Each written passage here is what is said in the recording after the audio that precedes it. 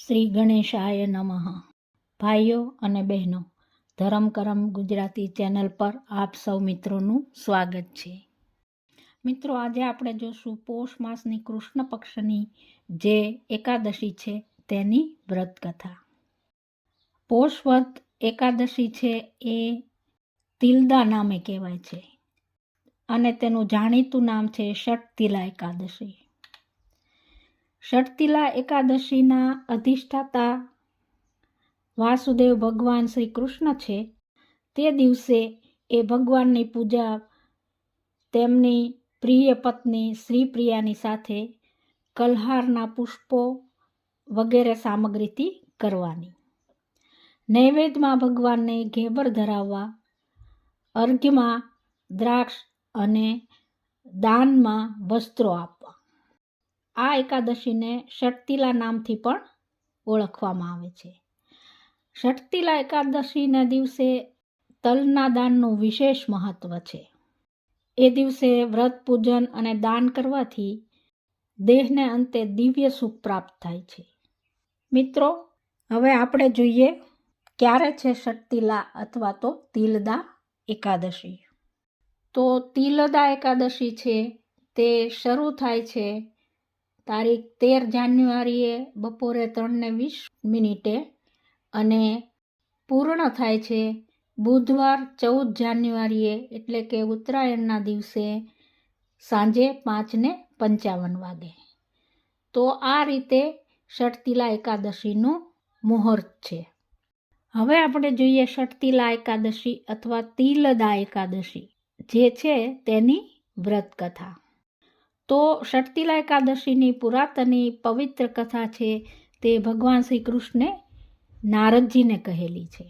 શ્રી કૃષ્ણ ભગવાન નારદજીને કહે છે કે હે નારદ, હું તમને ષટતિલા એકાદશીની કથા કહું છું, તે તમે સાંભળો. પૂર્વે એક બ્રાહ્મણી હતી. તે વ્રતો, ઉપવાસો, પૂજામાં અતિશય પ્રીતિવાળી હતી, પણ તેને કોઈને અન્ન કે વસ્ત્રનું દાન આપેલું નહીં. એ પૂજાપાઠ તો ખૂબ કરતી હતી, પણ દાન કશું જ કરતી ન હતી. તેણે ક્યારેય દાનમાં અન્ન કે વસ્ત્ર આપેલું હતું જ નહીં. ત્યારે એક સમયે તેને સુખને માટે હું ભગવાન પોતે એક ભિક્ષુકનું રૂપ લઈ અને તેને ત્યાં ભિક્ષા માગવા ગયો. એ સમયે એ બ્રાહ્મણી પોતાનું ઘર લીપી રહી હતી. મેં ભિક્ષા માટે યાચના કરી ત્યારે તે બ્રાહ્મણીએ મને તિરસ્કાર કરીને જોયું અને બોલી કે તું અહીં શા માટે આવ્યો? બીજે જા, અને મારી પાસે કાંઈ પણ છે નહીં કે હું તને આપું. પરંતુ હે નારદ, તેના આવા વચનો સાંભળીને પણ હું ત્યાંથી ગયો નહીં અને મેં બીજી વાર યાચના કરી, ભિક્ષાન દેહી. ત્રીજી વાર પણ યાચના કરી ત્યારે તે સ્ત્રીએ, તે બ્રાહ્મણીએ તે જે લીપણ કરી રહી હતી તે માટીનો પીંડો મારા પાત્રમાં આવી અને નાખ્યો અને હું ત્યાંથી લઈને ચાલતો થયો. પછી જ્યારે તેના દેહનો અંતકાળ આવ્યો ત્યારે તેને હું મારા વૈકુંઠ ધામમાં તેડી ગયો. અને તેનું કારણ તેણે મને માટીનો પીંડો આપેલ તે પુણ્ય કરીને જ એક સારો મજાનો બંગલો રહેવા માટે આપ્યો. તેમાં તે રહી, પણ તેને ભૂખ તરસ અતિશય લાગી. તેથી તે ઘરમાં આમ તેમ જોવા લાગી, પણ ઘરમાં કાંઈ પણ અન્ન, વસ્ત્ર, જળ વગેરે કાંઈ જોવામાં આવતું ન હતું. ત્યારે તે સ્ત્રીએ મને પૂછ્યું કે આ બંગલો તો સારો છે, પણ તેમાં કંઈ ખાવા પીવાનું તો છે નહીં, તો આવા ઘરમાં રહીને મારે શું કરવું? ત્યારે મેં તે બ્રાહ્મણીને કહ્યું કે તે તારા મનુષ્ય જીવનમાં વ્રતો અને ઉપવાસો તો ખૂબ કરેલા છે, પણ કોઈને ચપટી અન્ન કે વસ્ત્ર કે જળ આપ્યું નથી. એ એકે વસ્તુનું દાન ક્યારેય પણ કર્યું નથી. તેથી તે એ બધું છે એ તને અહીં કંઈ પણ નહીં મળે. હું જ્યારે વેશ બદલીને તારે ઘરે ભિક્ષા લેવા આવ્યો ત્યારે તે મને માટીનો પીંડો આપ્યો હતો. તે માટીનો પીંડો આપવાને કારણે તો તને આ ઘર મળ્યું છે, નહીં તો એ ઘર પણ તને ન મળત. માટે જો ખાવા પીવા અને પહેરવા જોઈતું હોય તો તું જા પાછી અને ત્યાં જઈ અને ષટતિલા એકાદશીનું વ્રત કરજે. પછી તું અહીં આવીશ ત્યારે તને અહીં અન્ન અને વસ્ત્રો મળશે, કારણ કે અહીં તો જે પહેલાં આપ્યું હોય તે જ મળે છે. ત્યારે તે સ્ત્રી કહેવા લાગી કે ષટતિલા કોને કહેવાય તે હું નથી જાણતી, માટે હે પ્રભુ મને કહો. ત્યારે હે નારદ, મેં એ સ્ત્રીને કહ્યું, તારે ઘરે દેવાંગનાઓ તને જોવા માટે મારી ઈચ્છાથી આવશે અને એને તું પૂજજે, એટલે તે દેવાંગનાઓ તને કહેશે. પછી તે દેહમાં આવી અને ત્યાં તો દેવાંગનાઓ આવી. તે સ્ત્રીએ તે દેવાંગનાઓને પૂછ્યું કે તમે મને ષટતિલા એકાદશીનું વ્રત કહો. ત્યારે તે દેવાંગનાઓએ તેને વિસ્તારપૂર્વક કહ્યું.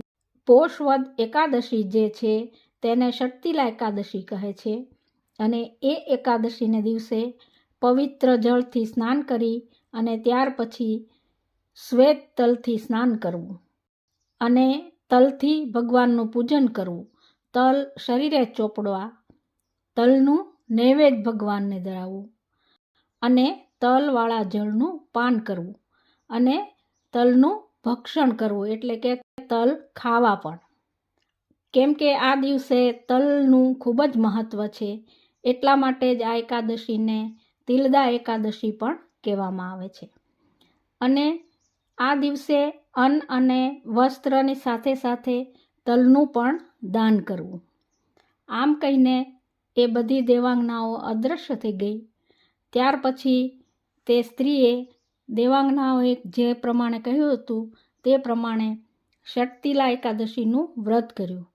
પછી અંતે તે વૈકુંઠ ધામમાં જઈ અને અપાર ધન ધાન્ય વસ્ત્રો વગેરેથી પૂર્ણ ઘર પામી અને સુખેથી રહી.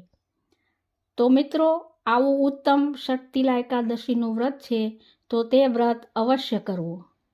અને સાથે સાથે તે દિવસે પ્રભુનું નામ સ્મરણ અને જાગરણ પણ કરવું જોઈએ અને ષટતિલા એકાદશીની વ્રત કથા પણ સાંભળવી જોઈએ. હે નારદ, આ વ્રત જો ભગવાનની પ્રસન્નતા અર્થે જ જો ખાલી કરવામાં આવ્યું હોય તો તે અંતે ભગવાનના ધામને પણ પામે છે. તો હે નારદ, આ હતું ષટતિલા એકાદશીનું વ્રત. બહેનો અને ભાઈઓ, આશા રાખું છું કે આપને આ વ્રત કથા ગમી હશે. મિત્રો, એક વારંવાર આપને વિનંતી છે કે આપણી આ ચેનલને લાઈક, શેર અને સબસ્ક્રાઈબ જરૂર કરી દેજો અને કોમેન્ટ કરજો અને તમારા પરિવારને પણ શેર કરજો. ફરીને મળશું આવી જ કોઈ કથા સાથે. ત્યાં સુધી આપ સૌને મારા ષટતિલા એકાદશીના જય શ્રી કૃષ્ણ.